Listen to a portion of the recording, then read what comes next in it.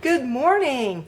Remember yesterday when I said this? So for right now, I have to do laundry. I'm just going to separate my laundry, coloreds and whites and towels. So I'm going to have 3 or 4 loads. And then I got to wash my carpet. Remember also on my last vlog how I ended it and I showed you my new washing machine washing the clothes. And that's how I ended it. Well, let me show you what really happened.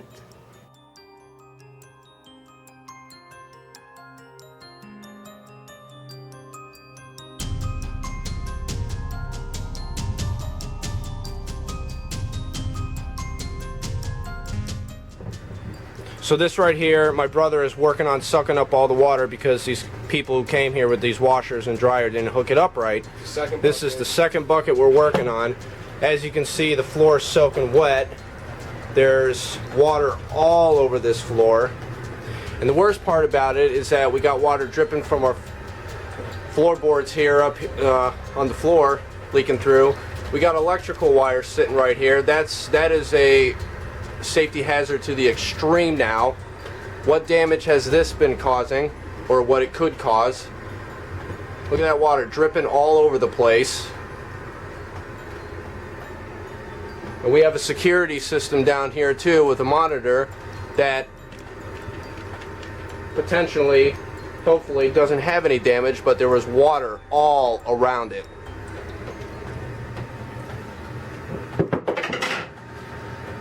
Okay, I'm back in here today. I've got the comforter for our bed is in here. It's not a comforter, it's a quilt actually.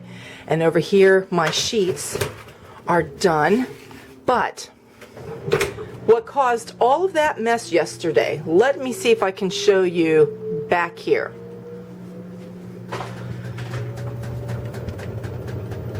And you're going to hear the washing machine. Let's see. Right there,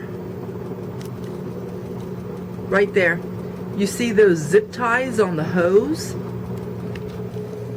Well, what happened was the delivery people, the guy said he put the hose in when we had to call, but when Harry pulled the machine out to look back there, the hose was laying on the floor and there was a zip tie that was cut and it was laying there. So, here's what happened. Let me get out of here because that's a little bit noisy. What happened was this.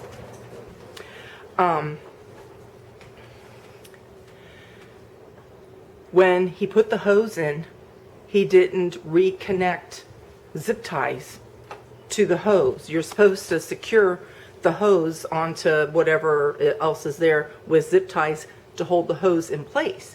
Because what happens as water's being pumped out, there's a vibration with that hose, and if it's not secure, the hose pops out. So yesterday, you saw the disaster. And I have my humidifier running downstairs in the basement right now. Harry had to call Lowe's. Lowe's had to call the delivery people, the delivery company. So Harry spoke with Lowe's several times. He spoke with the delivery person a couple times. He spoke with the owner or the manager of the delivery company or whatever. A lot of phone calls were made. And finally the delivery guy came back out. And so Harry, showed him back there. And he goes, well, let me go out to my truck and go get zip ties. So he went out to his truck.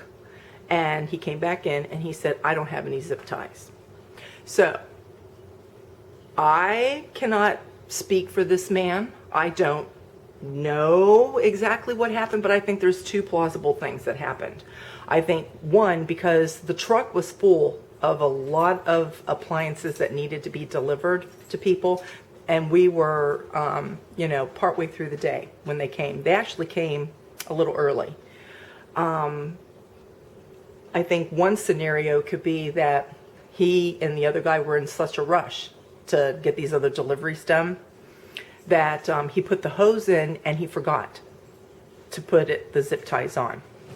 That's one scenario.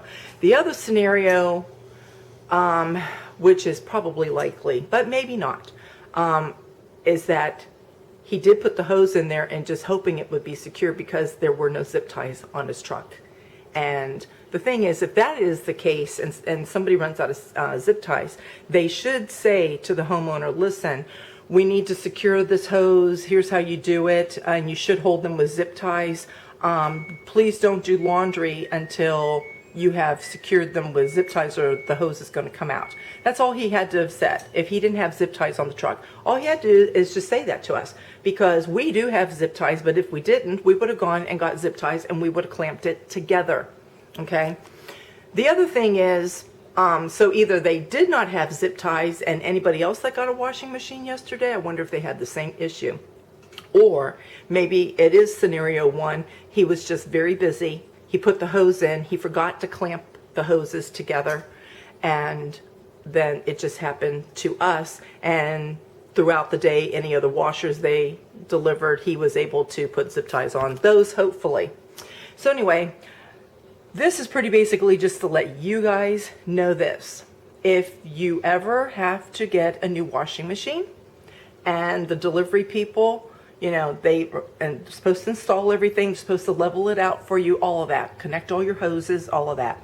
Before those people leave, make sure you look behind your washer and dryer to make sure that the hose, the water hose running from the washing machine is going into that drain and that it's clamped with other hoses with zip ties to secure them in place. Otherwise, you're going to have the disaster that we had last night, or yesterday afternoon actually, and we didn't catch it until the laundry was done. What had happened was, I was thinking that the guy had everything secured very nicely. We've had several washers and dryers in our lifetime and delivery people bringing them and connecting them. We have never had this happen, that I can remember anyway. Anyway, so I put my laundry in, I let it go, and when the first load was done, I'm coming in with my second load so I can take the clothes out of the washer to the dryer and put the new load in the washer. And that's when I saw water on the floor. And I'm like, oh no, oh no. Don't tell me that either something's wrong with this washing machine or something happened with that hose and it came out of the drain pipe. And so anyway, that's when I shouted for Harry. I'm glad he was off yesterday. And I went running down the stairs to the basement to look. There was a flood. You saw all of that. And we have our home security system down there. We have our camera system down there. And oh, this is coming out of my hair. And so we were afraid that a lot of that was going to get damaged. So far, everything seems to be okay with it because we went down there and got the water up very quickly. But the other thing was, what was I going to tell you? Oh, the other thing is that we're going to be watching for now is hopefully there will be no mold that will grow. Because, I mean, it did go through the floor. And I think the problem with mold would be, say if a washer and dryer were upstairs, like on the second floor. Some people have it on the second floor. And they're not really doing that anymore in homes. See, they did it because of the convenience, but sometimes because washing machines leak and then it goes through the floor. See, when you get the ceilings up there, see, that's where water gets trapped. And well, some water would come through and you'd have a big old mess. But that's why they're really not putting laundry rooms up on second floors anymore. And that part of the basement, fortunately for us, was over our storage area. It wasn't over the finished part of the basement. But the thing is, we have drop ceilings down there where you drop the panels out. And so if that would have happened, we could have taken panels out till everything dried out. But if we would have had it drywalled down there, that's where you can get all the mold and everything. So right now, everything's just kind of wet up there in the baseboards and the joists and all of that, but I've got the humidifier going down there. So I just made these Sriracha Nuts. I just saw the recipe online for Betty's Kitchen, and they're so good. My kids even came in here, and Courtney's here, and they were munching on them, and they really, really like them. So, it calls for 3 cups of nuts, but I think I'm going to need more nuts. So I'll show you the recipe how to make it. So over here in a pan, and you want to get a good sized pan because you're going to put nuts in here to mix it. It's 1 tablespoon of coconut oil, and then it's 1 tablespoon of sriracha sauce, or you could use chipotle sauce too. Just anything that's spicy. And I use chipotle pepper sauce. Matter of fact, there's a pepper there. I'm going to get that out. And then 2 tablespoons of honey. And then you want to add, if you've got salted nuts that you're using, put about 1/2 of a teaspoon of salt in there, and that's it. Once it's melted, get that off. If your nuts are not salted, you might want to put in a teaspoon of salt. So I put in 1/2 of a teaspoon because some of my nuts are salted and some are not. So you're going to get this. And to this, you're going to add 3 cups of nuts, any kind of nuts that you like.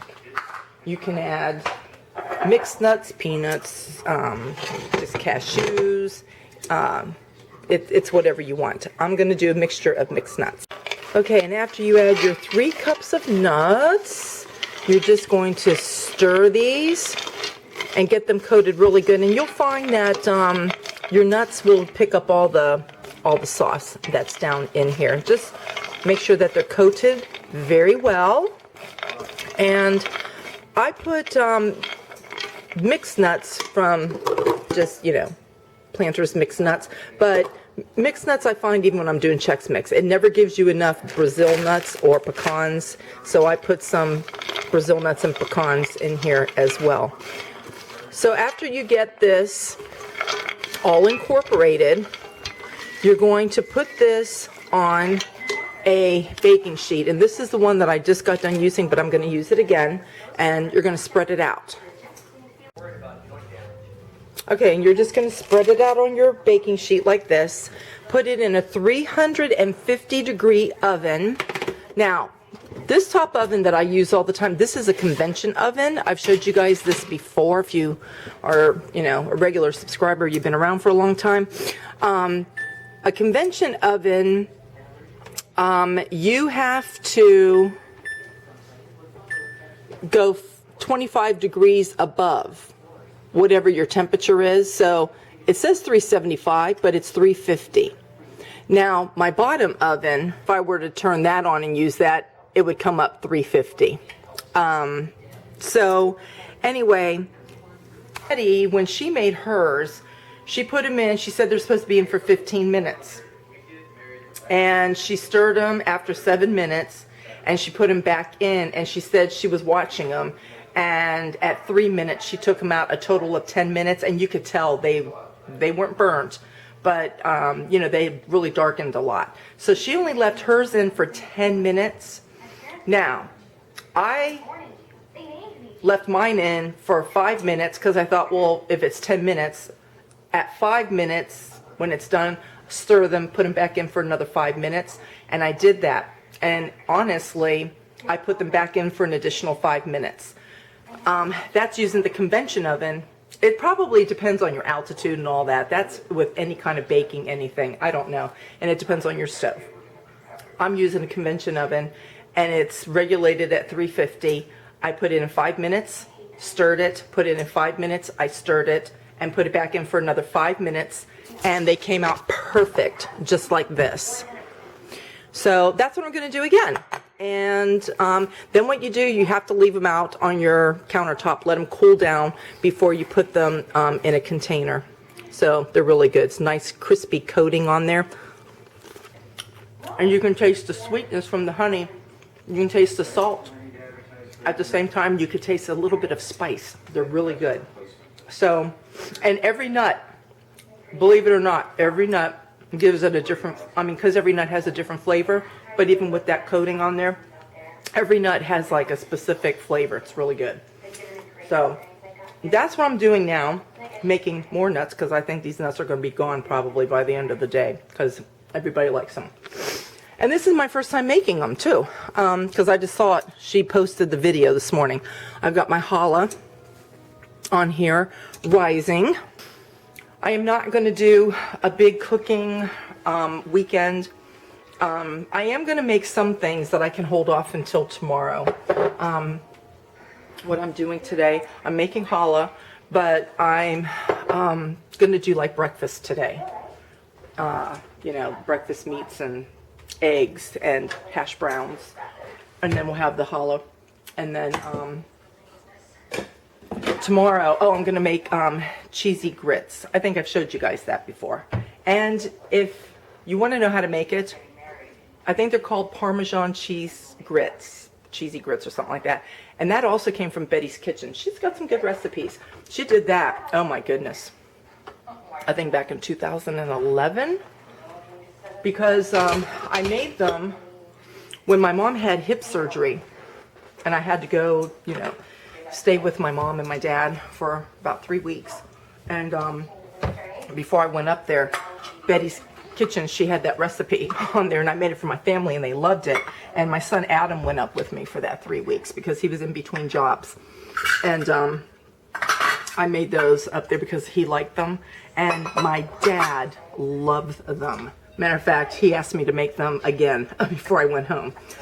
So they're really good, but it's Betty's Kitchen has that recipe. I think they're called Parmesan cheese grits or Parmesan cheddar cheese grits, something like that. But it was back in 2011. So if you go back into her, if it doesn't come up in your search bar the way you type it, just go back into her videos to 2011. And I made those, it was December. I think it was December of 2011. That's when my mom had hip surgery. And so she had made those, I don't know, October or November, or maybe even in December, something like that. Okay, and here is, it's 2 recipes of these nuts. They're so good. And I just have them in a glass container. That's how Betty in Betty's Kitchen was storing hers. They're nice and cool. Now I can get the lid on there. And then I braided my challah. This will go into the oven here pretty soon. So, that's it for my vlog. I just really wanted to show you what happened yesterday after I signed off to say goodbye. I was going to go do my laundry. There we go. So, anyway, if you ever have to purchase a washing machine, make sure before those delivery people leave that they have secured your hoses, clamped them down with zip ties. They used to use metal clamps back in the day, but now they use zip ties. Anyway, I'll see you guys next time.